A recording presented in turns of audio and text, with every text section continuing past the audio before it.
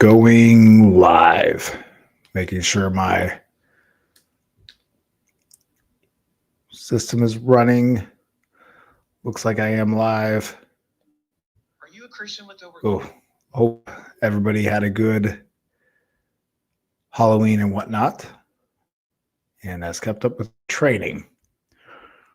Want to highlight Derez as a new member, and then Fight Inc. as a new channel member as well. Big welcome to you guys. Cool, I can see my sound working. New channel member. Sweet. Right. I'm going to see if I know one person was talking about not being available in these live streams to ask questions. So I wanted to go through and see if I could see if they have submitted some questions ahead of time. Hope to have some people jumping in here on the chat soon. I know sometimes there is a delay, and maybe everyone's still hungover from Halloween. I was going to say Thanksgiving, but that's not until next. All right. For some reason the screen is stuck. Oh, the national anthem is what it was stuck on with the Sugar Ray Robinson versus Jake LaMotta in their final bout. A good classic fight if you guys haven't watched it. Let me see here.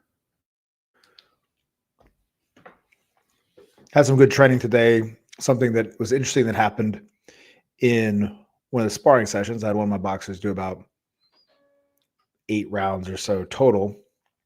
Is they were doing some different shoulder roll stuff and their elbow flaring out, which can happen. Those of you that have obviously watched a lot of boxing have seen people, famously Mayweather, do it because he does obviously a lot of shoulder rolls. And a nice little byproduct happened against their last sparring partner tonight where they, as their sparring partner, threw a right hook or a right hand, really a right hook style shot for the body. That elbow went right into the bicep and basically shot out that entire arm. And so that was really cool. That was really cool. Like I said to my boxer, man, I hope that happens. Something like that happens in a fight, because that would be a good thing, right? To literally shoot out the whole arm of a boxer while you're doing defense.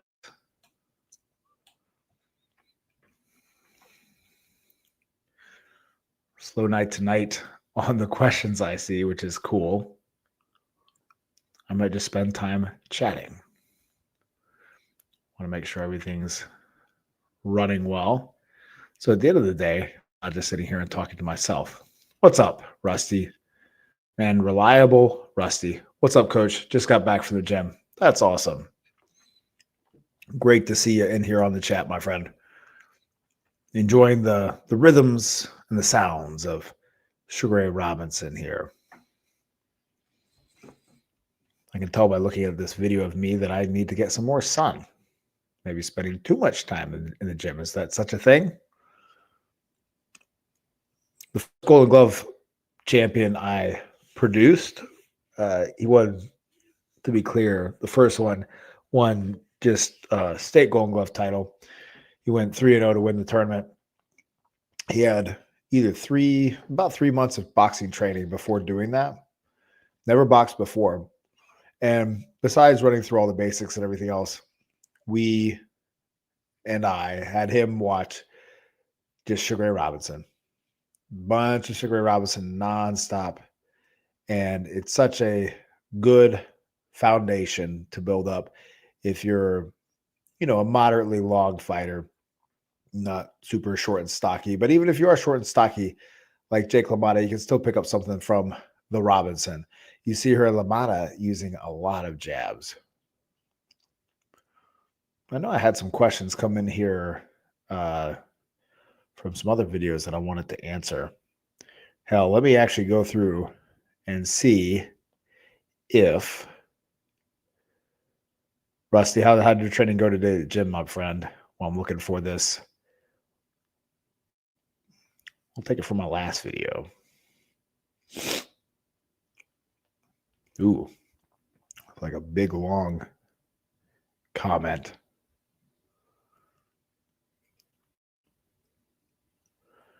Okay, here's one comment I see here. I film study a lot these days. What I've noticed is that on the high levels of boxing, when fighters double up their jabs or more, they begin landing. But not all fighters adapt well during fights, and many will get success with the multiple jabs and then go right back to shooting a single jab before they throw their combos, and they get caught up in all this head movement and power punching exchanges. You can be so much more effective with more of the punch that's easiest to land. Yeah, real Q8M said that about 23 minutes ago. Well said. Very well said. Then they also asked me a question: if a fighter wants to have a superior boxing Q, who should he study specifically, coach? That's a great question. You can gain so much from different fighters that I really can't say one. And again, going here with Sugar Ray Robinson, there's a lot to gain from Robinson, a lot to gain from Joe Louis. A lot of people think Joe Louis is basic. He's not. He runs the basics really well, but he's not basic. Then fighters like obviously George Benton, when we're thinking about things like defense. But again, there's so much swaths. There's so much that has happened in this sport. There's so much history. Think about 100 years ago was 1925, right? Man, you're the man. Love the Unstoppable Combos video. Thank you, brother. I really appreciate it. All right. Hey, coach. What is up, Luis? Hey, coach. How to approach the following. A coach that focuses extensively in strength training and wants us to keep training at the highest intensity even the day before the fight. That is a great question, my friend. That is a great question. So this is how I would approach it. It's actually how my dad approached when he wrestled, or rather when he did track.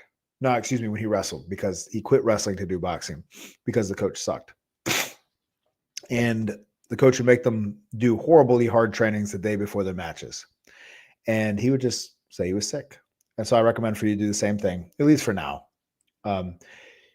There's more things you can do to this, which is eventually maybe try to find another gym or maybe talk to the head boxing coach about it, because in my opinion, they should be made aware of that. If it's a problem, maybe they're not aware of. But dude, just say you're sick. Screw it. Play hooky. Say something came up and miss it and maybe have your best performance yet. Let me know if that helps, my friend. How do I stop a shorter fighter from getting under me? That's a great question.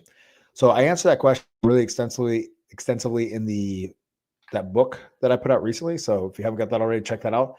But answering it here, it's as simple as getting more eye level with them, getting a little bit lower. And if you see Robinson, as LaMotta gets in, he gets lower. So see that Robinson doesn't really let Jake get that much under him when he gets close. He doesn't stand up tall. That's one thing. Second thing is give them 2 reasons not to get lower. Really 3 reasons not to get lower. First one is jabbing a little bit lower. So therefore they're not encouraged to get lower because they're going to be running their head more into those shots. Second thing is, like I mentioned, dropping yourself a little bit lower because you're going to maximize your reach and make it harder for them to get in close. They're going to run into shots more and you're going to be less open as well. And then, man, it's been a long day for me. I had 3 and I freaking lost it. Oh yeah. Third one is when they get in, if they do get in, if they're low and under you, let's lay on them a little bit and discourage them.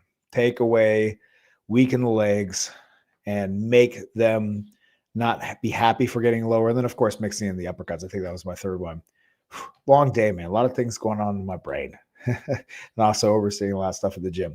Hey, coach, I'm a beginner. How do I relax more in boxing to the point where I see all punches coming, etc., and think clearly? Does it come with time, or are there things I can do to help this? Yes, it does come with time, but there are definitely things you can do to help it.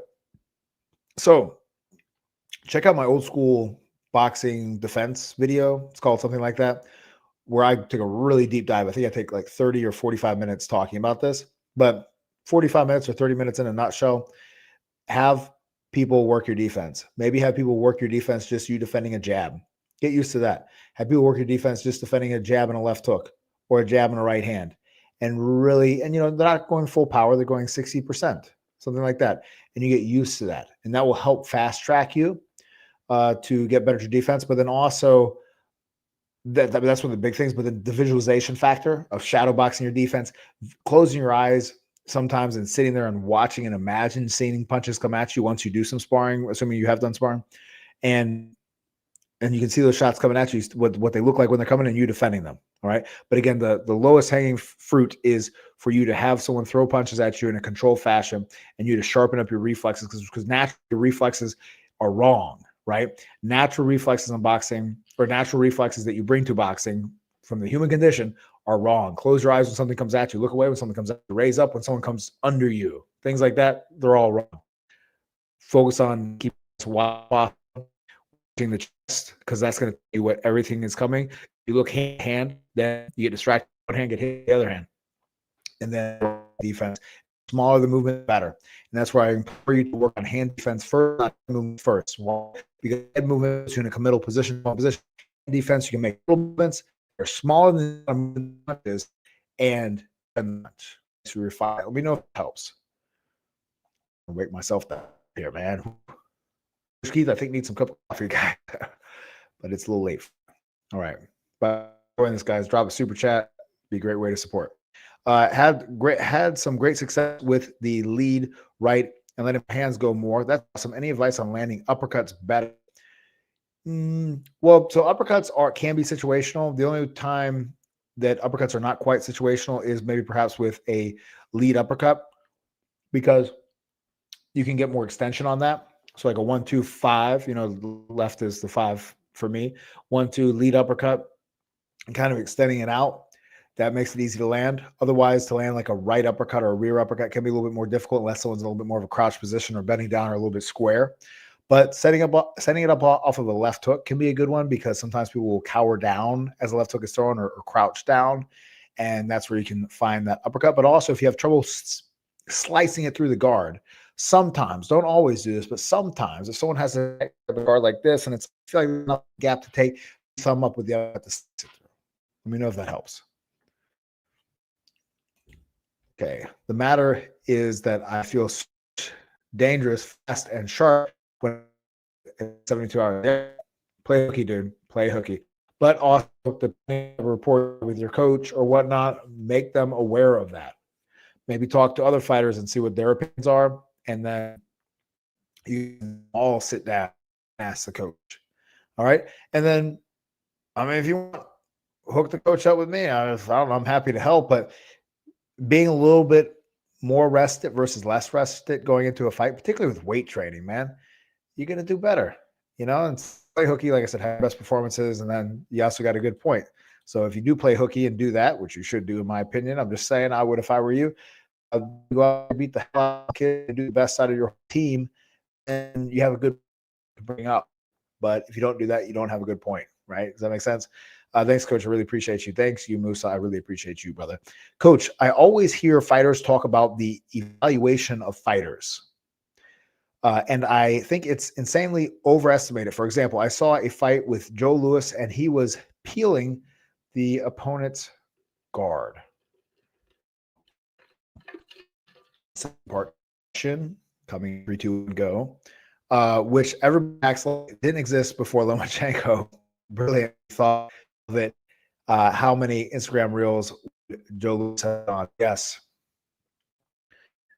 Fighter, yeah. And so that's where with fighter evaluations, man, to that point, Dame, or Dami, excuse me, however I say your name, sir, or ma'am, is that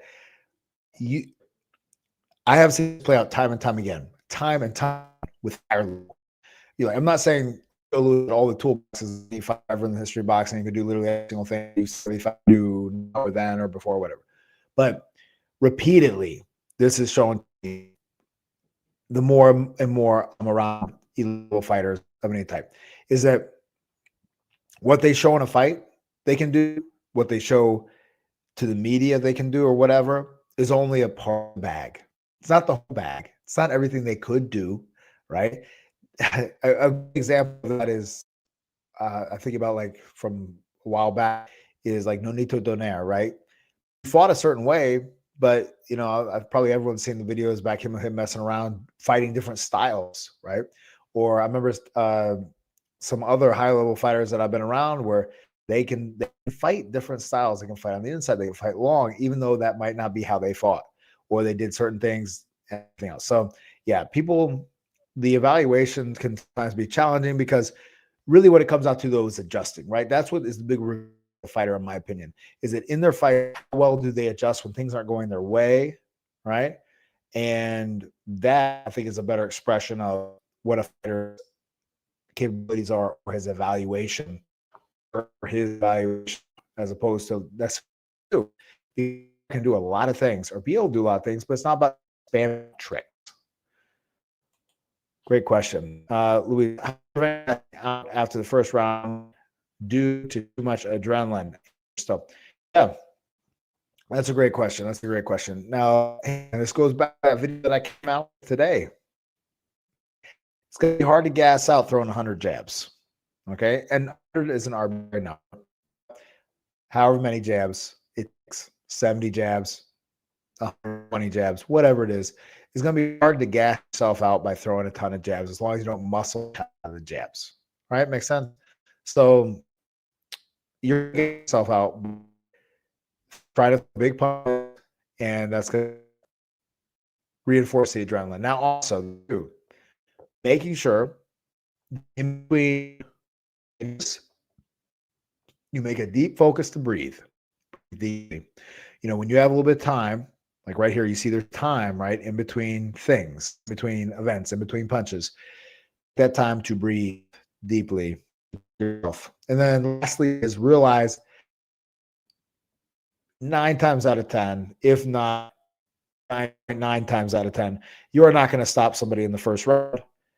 Focus on throwing loose and quick to start off with a proper warm up. That we're going to be able to do that when you warm up. Everything when you warm up should be loose. Sometimes that can too. You get ready for your fight.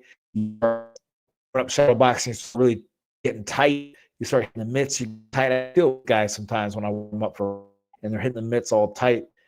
Just calm down. Just pop it. And that's what you got to focus on. Just loose arms, looseness, and just that little snap at the end, if even. And then when you get into the tension of the fight, it changes. But again, it comes through your experience, but also through these things that I'm talking about here. Great question.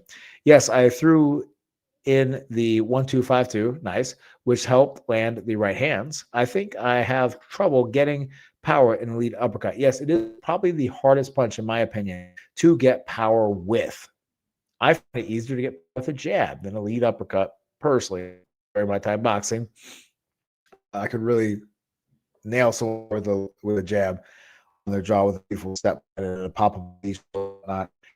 It's going to come from one thing, throwing it almost like a hook, right, to get power with it. So it's hard with the way my screen is here, but like one, right, and let the left hand to the side of your face, and then as you throw it, it gets thrown from here.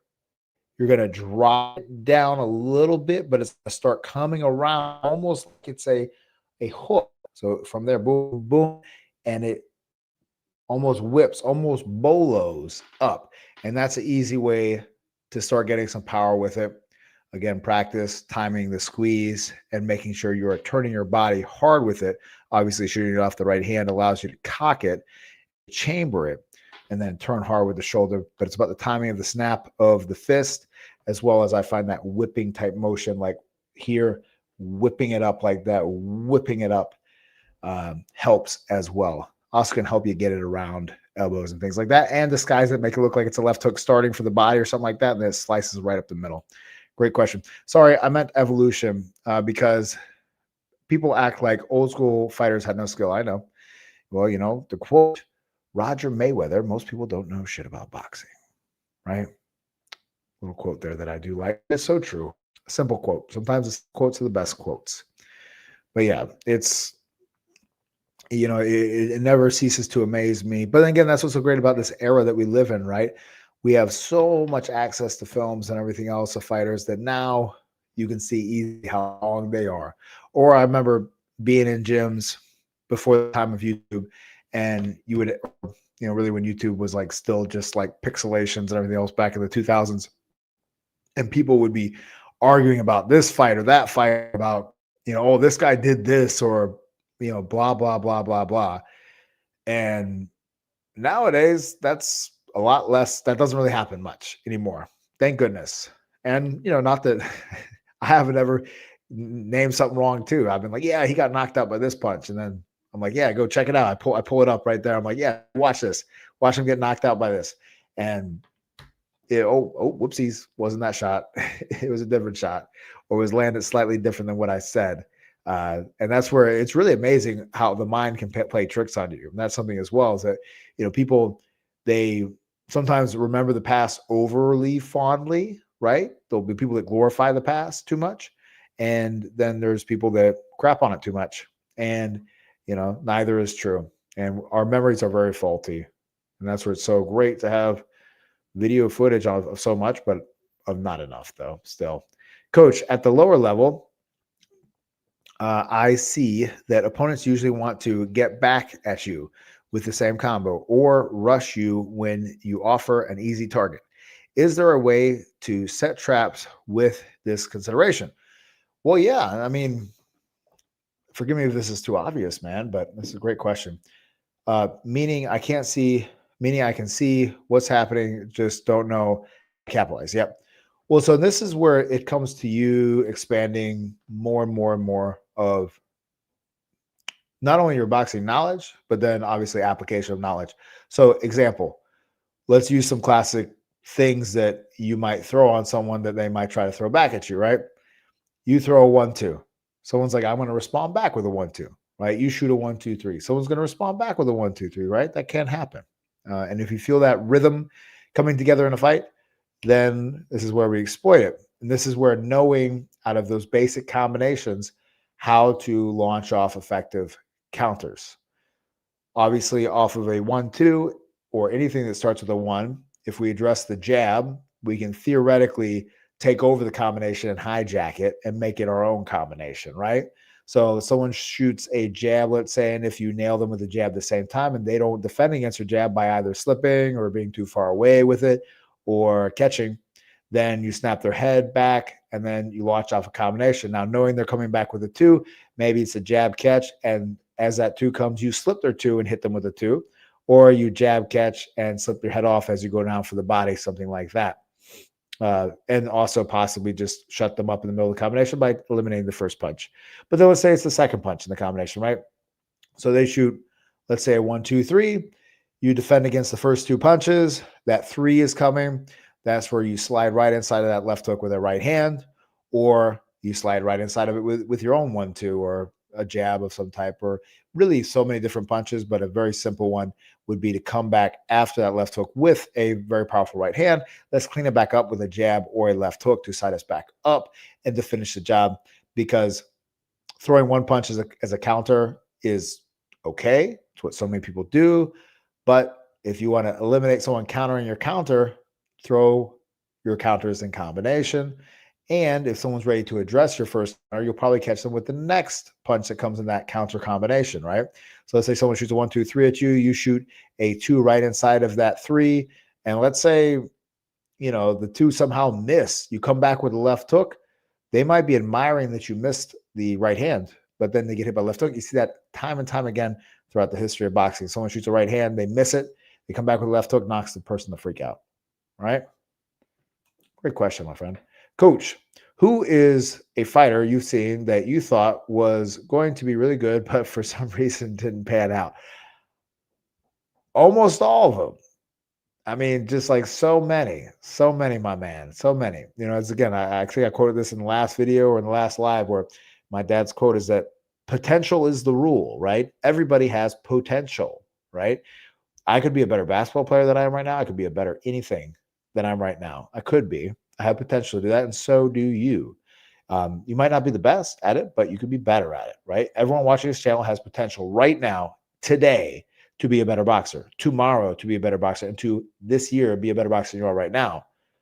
The question is, or the difference is, the exception is actualized potential. So But a fighter that comes to mind right now, there's this one fighter. I'm not going to say where he came from because then he would know exactly who I was talking about.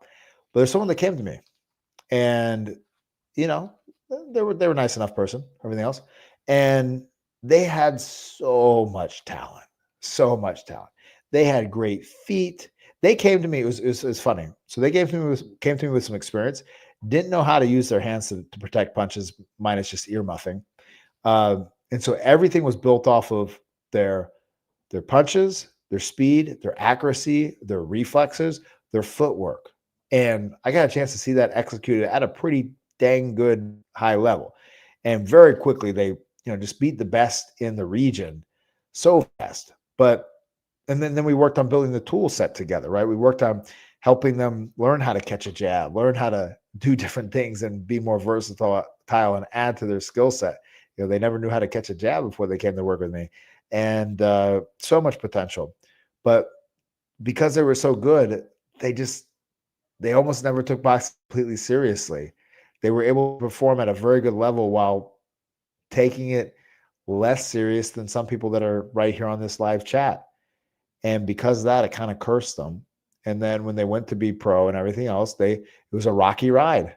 And then they ended up fading away. Massive potential. But there's physical potential, there's mental potential, right? Some of us are not blessed with those physical gifts, but we have mental potential, right? That's unfortunately the sad truth sometimes in certain arenas in life. You have the will to win. You have the fortitude, the mental toughness, everything else required, the discipline, but you lack the physical gifts. That can be truly a hindrance. But before you think you've maxed out your physical gifts, I would challenge you to say you probably have a little bit more, right? Because it's only in seldom circumstances that we max out our physical gifts truly. And yeah, could kind of go on for that for a long time. But that's a great question, my friend. When throwing combos, it's sometimes hard to balance the tension, yes, between punches to make them powerful versus the fluidity necessary to make them blend and make the next punch hard to defend. So great, man. That's so great, man. What a great question. All right, so that is where shadow boxing without gloves, or even bag work without gloves, or bag gloves, or what have you, is helpful, where you and pausing between punches. All right. So doing that's what I'm talking about, like in practice pausing. So like throwing a combination, practice a combination and throw the combo, having one hand open, one hand squeeze, one hand open, one hand squeeze. So you hit and the other one's open and relax, and throw it only as fast as you can do it while doing that. Then over time, develop efficiency of movement and build up the ability to throw that faster and faster and faster with no more effort, right? So you got to go faster with no more tension buildup, because that's what happens so much, right? We'll throw a combination, we'll start off loose, and then as the combination goes, it's 3 or 4 or 5 punches. Those last few punches, you are super tight, right? So it's something that's got to practice, but you have to be consciously aware of making sure the other hand, and there's no tension until the end of the punch, and starting off and doing that slowly and then building up slowly over time rhythmically. Hey, coach, this short guy video gave me a lot of this short guy gives me a lot of trouble when he pushes his head against my chest and lashes out on body blows. I'm not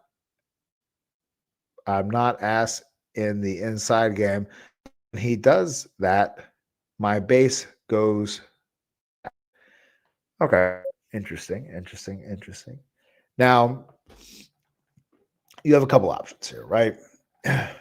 So if his head is into your chest, there is some type of pushing effect. So in theory, right? Easier said than done, but in theory, and I bet you could do this, you could maneuver him, right?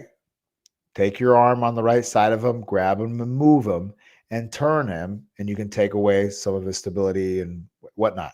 Then also, if his head is in your chest, under your head, you should be able to lean down on him and put him in a precarious position, unless his feet are right up under him, which I doubt they are. If he's leaning in on you like that, I mean, hell, dude, like I was doing jujitsu today, man. I was rolling this really tall dude who was like 6+, And somehow he got to a position where his head was actually under me of standing, and I just leaned down on him and controlled him down.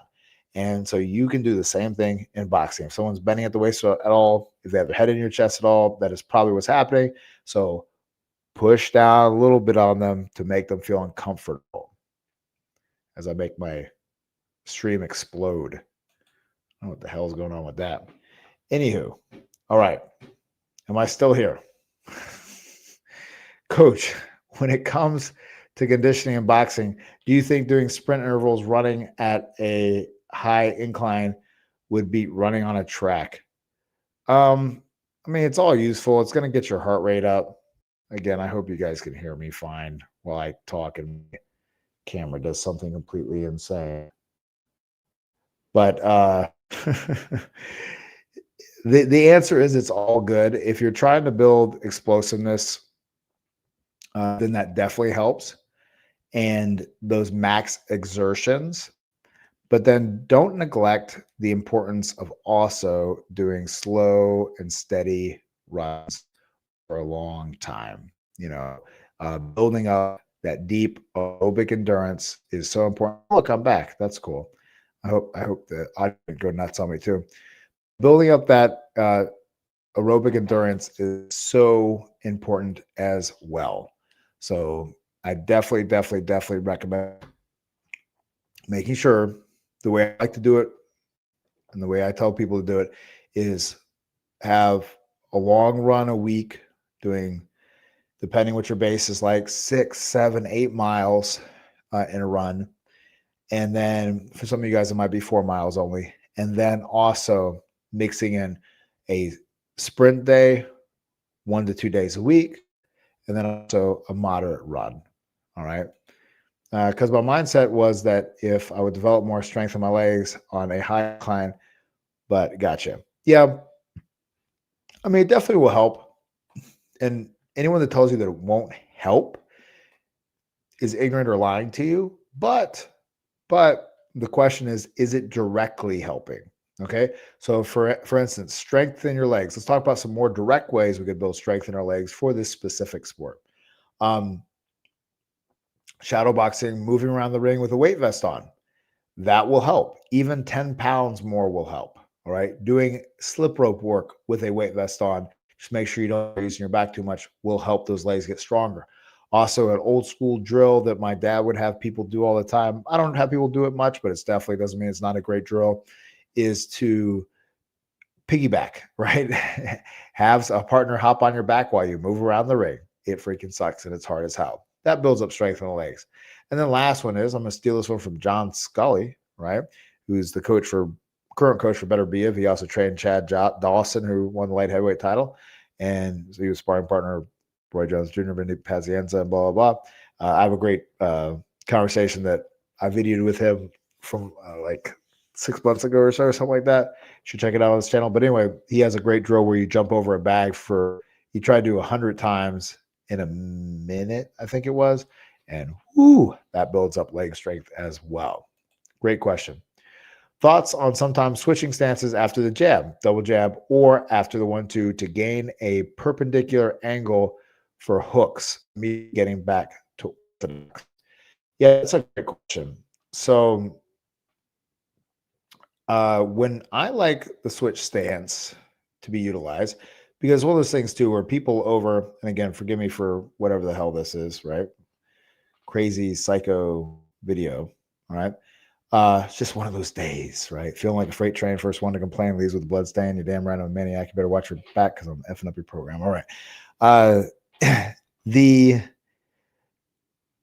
like the switch stance to create an angle to your lead side. So let's say you're orthodox, step using a step over to the lead side that then southpaw puts you in a very fast angle on someone of a lot, but also as an exit tool, right?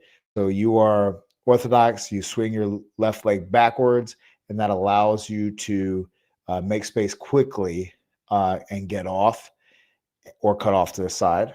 And those are some instances I like it. And the last one is actually someone was on my box today that I had come down for some sparring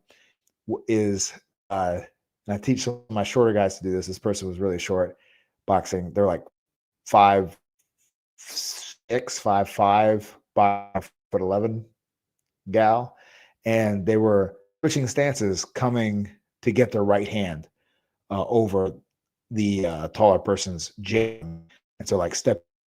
I like to switch stance on that, and you have to be aware and be intelligent with it. But like with everything, don't be overly a gimmick. Let it flow naturally. Let it play out in shadow boxing, and let it play out in sparring, and then let it play out in fights. The worst thing you can do is try to force it too much. But those are the kind of natural ways that I like for it to flow from.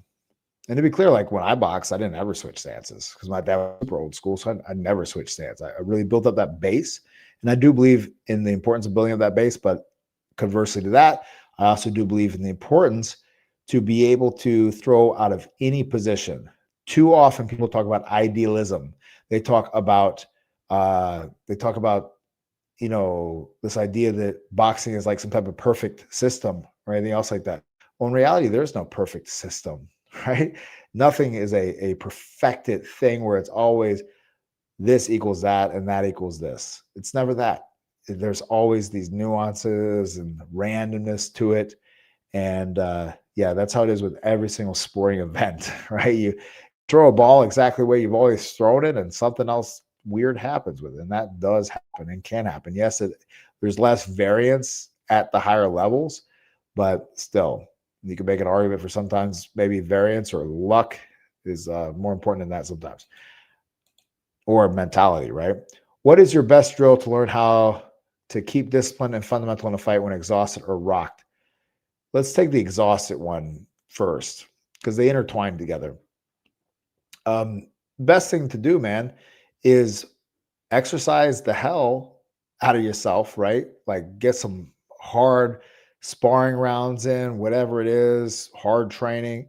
And then a drill that I love is have someone put a body pad on and come at you, not throwing punches. They're just coming at you, giving you physical pressure. No one's punching you anymore. No one's doing anything like that. They're just coming at you nonstop. And you got to keep position. You got to keep throwing, keep discipline with your hands up in good position.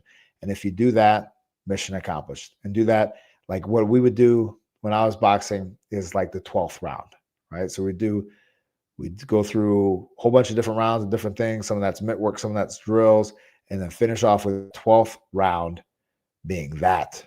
My conditioning coach would put on the body pad and come at me. And since I have pride in my punches, I'd have to throw loose and relaxed and still throw hard because I was exhausted and try to keep, relative stance and everything else. Coach, what do you think about the Worley Joseph Parker fight?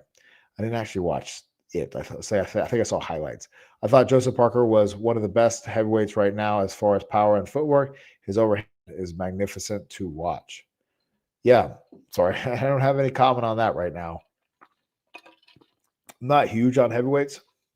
I do like Usyk a lot. And but yeah, I missed it. Is it a fight worth watching? It sounds like it is. I've heard a lot of other people talk good about it, so I'm going to check it out. Do you think athleticism and dog grit alone can allow you to bet someone more skilled in boxing like what Worley did to Parker? Man, I'd have to watch if it was that. Sorry to question your analysis, but I'd have to watch if that was the case or if it was a combination of that and something else.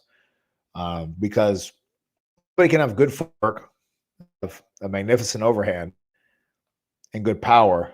But man, if he has good power, that tells me that maybe there my camera goes again, going nuts. That maybe it was another factor, right? Maybe it was another factor. Anyone that has any opinions, please chime in on that fight, and I'll definitely take them into consideration when I watch that fight. But it definitely sounds like that fight was worth watching. I'm going to excuse my webcam for going nuts. I might just have to put up the boxing full screen. Let me make myself smaller so it's just going to be that. Boom. There we go. That's a little better, right? You don't have me freaking out on you. All right. But to answer your question, though, okay, so assuming that is this to answer your question, it can against at a lower level, but over 12 rounds, not so much, unless the more skilled guy is just drastically underprepared, which was maybe that's a possibility with that fight. Maybe that was the situation, right? I don't know the whole backstory behind what it was like building into the fight and whatnot, but if somebody is drastically ill prepared, yes, then someone with more dog grit alone and athleticism could beat out a more skilled boxer. But if the skilled boxer properly prepared and they have reasonable heart and everything else, then I'd say that's less of a factor. Yeah, it's a pretty good fight. Worley punches so hard. It's a big equalizer. Should I focus on the body for power punching if the opponent and me are wearing headgear? However, we'll still set stuff up with the jab to face. I still amateurs as mentioned. Okay.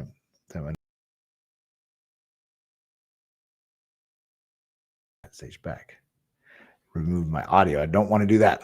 Sorry, guys. Technical difficulties. Bound to happen at some point. Should I focus on the body for power punching if the opponent and me is wearing headgear?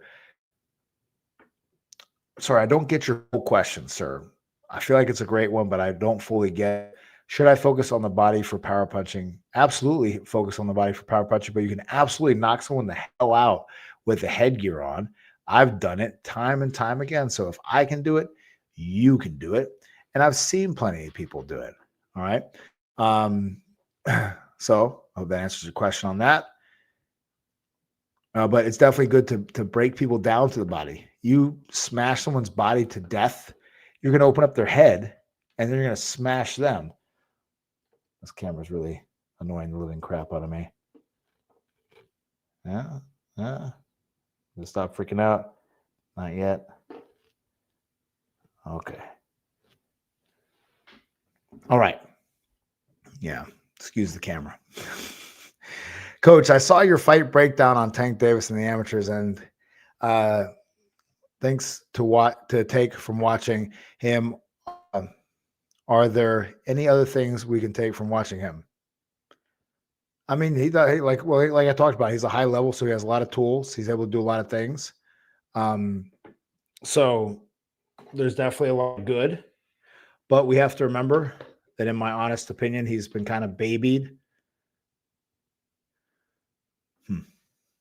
He's been babied a little bit, and that's that is what it is. And he's obviously lost the heart for boxing in a lot of ways, and he can't keep control over his life. He's not very disciplined, like Adrian Broner. He has really turned into. I feared when he started off that he was going to be like Adrian Broner, and he has shown me that he is like Adrian Broner. Forgive me for my camera dropping out, but man, that's what I used to say. Like with Gervonta Davis, I was like, man, I thought he was going to maybe mess up and be like Adrian Broner, and I guess I spoke too soon because he's kind of doing that, right? But yeah, he has great timing. The way he cuts off the ring, he's a skilled fighter. So it's definitely a lot of good things to learn from. Okay, Coach, what do you think of this guy called Ahmed Eldwanzi? He posts some training with his students, but he's knocking them out often. I feel like this is what you do, what you don't want in a gym, but some coaches live by hard sparring. Interesting. Ahmed Eldwanzi. I definitely have some stupid stuff. Let me go look him up real quick. Let's see. Hope you guys are enjoying the boxing of Sugar Robinson and Jake LaMotta. Ahmed. Oh, let's see here. Ahmed underscore Eldwanzi. Okay, cool. Pulling him right now. Okay, no pain, 17 years old. Oh. Yeah, so wait, what you're saying is he beats up on his lesser experienced students? It's stupid. That's definitely stupid. Seems like a bully type person, and he's just like trying to throw big bombs at people. Yeah, I'd love to see him get in there with someone, one, his own size, because he's a lot heavier, and two, his own experience. Like, what the hell? Yeah. The answer is and the answer is I don't know what the hell I'm watching. That's what the answer is. Is this guy popular? Huh.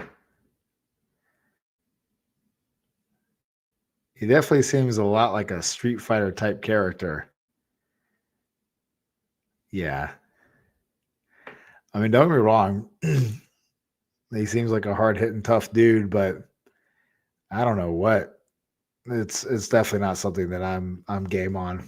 I believe in hard sparring, but let me tell you, it's not that helpful as a coach to have hard sparring with your clients or with your students rather, because then you're in a weird thing of competition where it's you're kind of beating them down a little bit, and also, why are they all shoeless?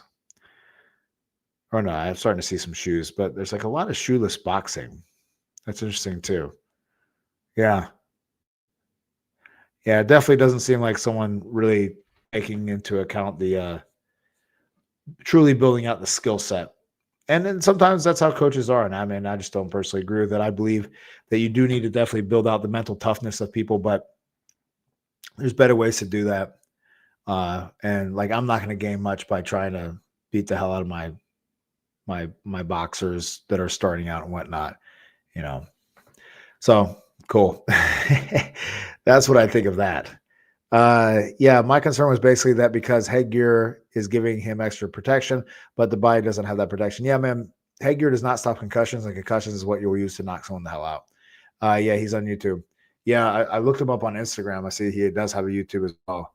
What does he do on YouTube? Just film himself beating up his. He has 70,000 followers on Instagram. I wonder if I have more followers and like beat up my students. Only 2,000 on YouTube. Oh, he just has all the shorts. Yeah, interesting. Yeah, I mean, I'm gonna say from what I see, I don't like it, but I reserve judgment or maybe a little bit deeper into it. But yeah, I just am trying to bomb out people that are smaller. So that's interesting. He's the short, big guy. Yeah, I could tell. Yeah, he's the bigger dude trying to bomb out the other people. Has everyone been dropped in sparring, even Crawford? I don't think so. I'm gonna say that I'm pretty sure. Man, look at this hellacious. Uh, I'm pretty sure that who is his name? What is his name? What is his name? Better be. I think he's ever been dropped in sparring. There's been quite a few people that have never been dropped in sparring. Trying to think of any like for sure people I can speak of, but yeah, I mean, I don't. Has Crawford been dropped in sparring? I don't know. Has he? Yeah, it's full of videos of beating up on people on YouTube. I brought it up because I found it concerning. Yeah, it definitely is concerning. Um, as an example of one of those things, what does boxing attract? It attracts a few type of people. It attracts people that want to grow themselves and themselves. All right. And then on the coaching side, it attracts people who want to grow other people and challenge other people to grow. Then another type of person that attracts on the boxer side and coaching side, which is the people that like to inflict pain on other people, the people that like to impose their power over other people. They think that life is only a struggle for power, and so therefore they want to impose power on people, and then try to find a way to do that. And so this guy, he found a way to do that, and to the detriment of perhaps other people, and versus building up somebody. Because I'm very happy to say that as a coach, I've made fighters that are far better than I ever was as a boxer. As a coach, I made boxers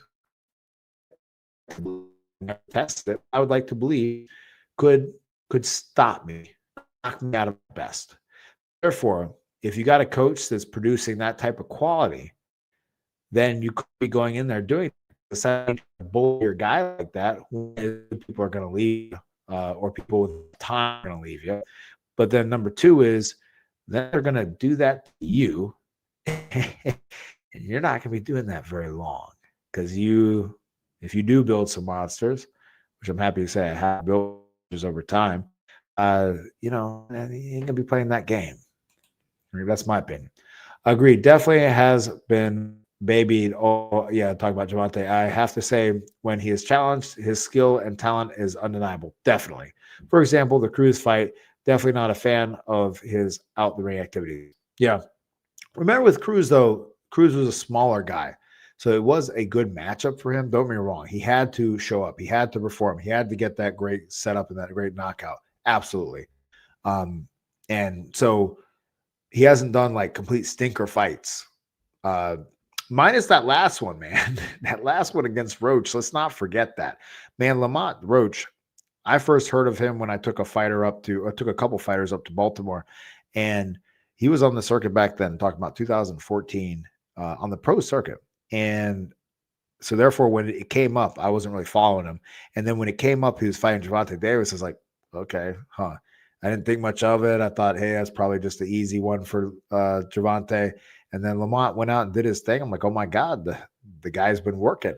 And I was very impressed and very underimpressed with Javante Davis. And that's what I'm saying. He's kind of doing the Adrian Broner downward spiral. Adrian Broner, you guys that maybe are a little bit newer to boxing, gosh, I mean, the guy had everything. And I actually still like watching some Adrian Broner here and there during his prime, and the poise he has, it's killer. It's kind of like Javante. He didn't have quite as much power as Javante, I think, but man, he's flashy. But yeah, what's the best boxer to study the straight right? Well, man, so many boxers have a great straight right. That's actually statistically the best punch to knock somebody out with, or the most common punch to knock people out with.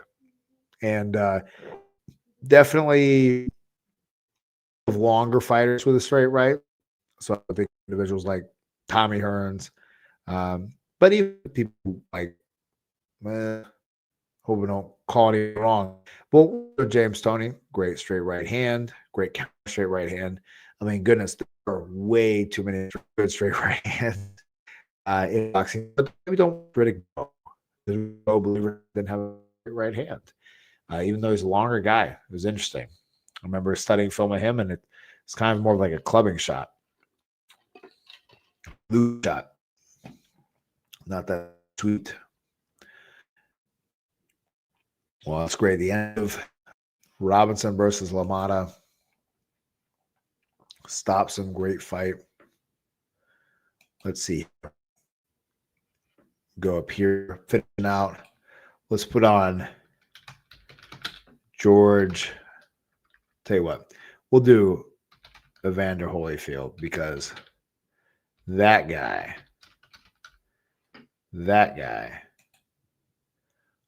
was a more modern heavyweight that had so many tools, man. Defense, heart, so much. Great fighter to watch. Wonder if my camera's back. No, it's not. No worries. All right, wrap it up here in about 6 minutes, guys. Please throw out any other questions you might have, and we shall call it a night at 10:30 my time. All right, how can a fighter absolute first fight can approach the unpredictability and craziness of amateurs? Opponents go crazy in the first round. Hey, so not to feel like I've given you the same answer I gave you before, but hey, establish your jab, man. Double, triple jabs, move with that double, triple jab. But then also, Luis, this goes to making sure you're getting the right preparation. What does that mean? Does that mean lifting weights hard? No. Does that mean doing all this other stuff? No. Does that mean sparring hard? Yes. Does that mean going and sparring against people you don't know? Yes. Does that mean going and sparring against people better than you? Yes. And does that mean going to other gyms? Obviously let your coach know, or ask for permission, or ask them to help line it up. and sparring against guys? Yes, because that will prepare you for that same type of what the F is going on thing. I don't know what's coming feel of a fight and the pressure of being in an unusual situation and an area that isn't your gym where you're going against people that you know. Look at that great short left hook by Evander Holyfield. That is my answer for you, brother. And that is the best way to prepare. Because I assume you haven't had your first fight yet from that question. So that is definitely my man. All right. Maybe one more question while we finish off on the look at that great left hook for the body. Look at that great combination against George Foreman. Splitting up the guard. Is he against Burt Cooper? Getting that uppercuts, working every single opening with that hand position. And that's an example of someone that just tries to box like people talk about where, hey, let me just do this, I don't know, cross guard thing or whatever, as opposed to having an active defense. That will happen to you against a good enough fighter. Great counter there by Holyfield again. A great left hook. Coach, what do you think about a lot of scientific people with exercise science degrees and et cetera getting into boxing like boxing science? Yes, there's some good things and then there's some misnomers. As it goes with all this stuff, and it's funny I'm showing Evander Holyfield right here, but like how Evander Holyfield trained, he did a lot of plyometric stuff and everything else, which is very helpful and very good. But then he also did like some bodybuilding style stuff that people wouldn't have athletes do now. And so it's always an evolving thing and it's an art form in a lot of ways. There are scientific, obviously, but if you combine that with a lot of boxing knowledge and experience, then it's an okay thing. Boxing science, I mean, they do a lot of like just workout splits and things like that. They're just general for overall conditioning and strength and whatnot. And so I don't have a lot of critique from the things I've seen. Some people have shared like whole workout programs with me from them, and I don't see any like red flags. But what I will say can be the detriment of it is it does take your focus off of the one thing, which is true just skill acquisition of boxing, focusing on the basic stuff that has the highest leverage and the biggest rewards, right? It's kind of like when someone's trying to make money and they have all these little side hustles they do to make money, and you talk to them about all the random things they do. But then after talking to them for a while, you realize really only one thing pays them all the money or the most of the money or has the potential to pay them the most money. And the same thing goes with boxing, right? You can do all of this extra stuff, but man, at the end of the day, it's the bread and the butter of being in aerobic conditioning or aerobic condition, doing your skill work, your boxing work, shadow boxing, bag work, sparring, because you have plenty of guys throughout the history of the sport, like James Toney and more, that's largely all they did. And they were really good. Now, could you make the argument that they could be better by implementing some plyometrics and periodization and things like that? Possibly.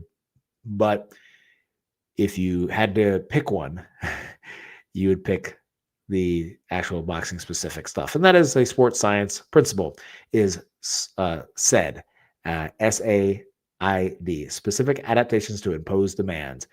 So therefore, if you want to get better at swimming, you need to swim. Running will not help you that much. If you want to get better at running, you better run. If you want to get better at boxing, you better box. Because the adaptations of your muscle, skeletal muscle, of your, everything in your system is going to improve from doing that one thing. All right, guys. That's a great question to finish off with, John. I appreciate you, my friend. It's about 10:30. I'm mesmerized by watching the awesome highlights of Evander Holyfield, the fighter that I watched a lot. And I recommend it wouldn't be a bad idea for you to do so either, because he put his punches in bunches and he was light on his feet. All right, guys. Have a great Monday. I'm going to plan to do another live next week, so please be there. Appreciate your support, guys. And I'll see you on the next video as well. See you there.